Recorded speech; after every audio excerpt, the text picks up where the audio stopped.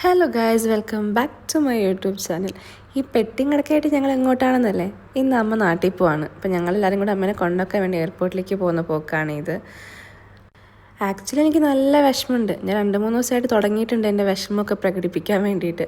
പക്ഷേ പറഞ്ഞിട്ട് കാര്യമില്ലല്ലോ, അമ്മയ്ക്ക് പോയല്ലേ പറ്റൂ. ആക്ച്വലി എൻ്റെ ഒരു ഭാഗ്യം തന്നെയല്ലേ ഇത്. കല്യാണം കഴിഞ്ഞിട്ടാണെങ്കിലും അച്ഛനും അമ്മേൻ്റെയും കൂടെ ഇത്ര നാൾ നിൽക്കാൻ പറ്റിയില്ലേ, അതൊക്കെ തന്നെ വലിയ ഭാഗ്യം കേട്ടോ. ആസ് യൂഷ്വൽ അമ്മ കോഴിക്കോടേക്കായിരുന്നു കേട്ടോ അമ്മേൻ്റെ ഫ്ലൈറ്റ്. ഒമാൻ എയർ ആയിരുന്നു ഉച്ചയ്ക്കത്തെ.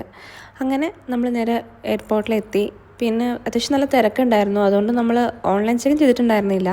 അപ്പോൾ വേഗം അവിടെ നിന്ന് ഓൺലൈൻ ചെക്ക് ഇൻ ചെയ്തു. അമ്മ അങ്ങനെ പോയി ഗൈസ്.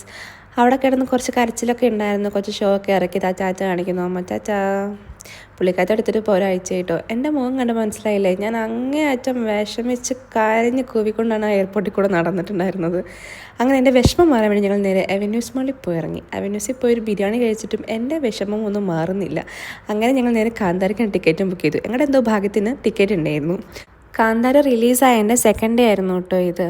പിന്നെയും സമയമുള്ളതുകൊണ്ട് നമ്മൾ നയിക്കലൊക്കെ കയറി ഇറങ്ങി. ഞാൻ ആവശ്യമുള്ളതും ആവശ്യമില്ലാത്ത സാധനങ്ങളൊക്കെ ഇങ്ങനെ കാണിക്കുന്നുണ്ടായിരുന്നു. പിന്നെ ശ്രീകുട്ടൻ അതൊന്നും വല്ല പോകില്ല. പിന്നെ നമ്മൾ നേരെ തിയേറ്ററിൽ പോയി അവിടെ കുറച്ച് നേരം അധികം നിൽക്കേണ്ടി വന്നു കേട്ടോ.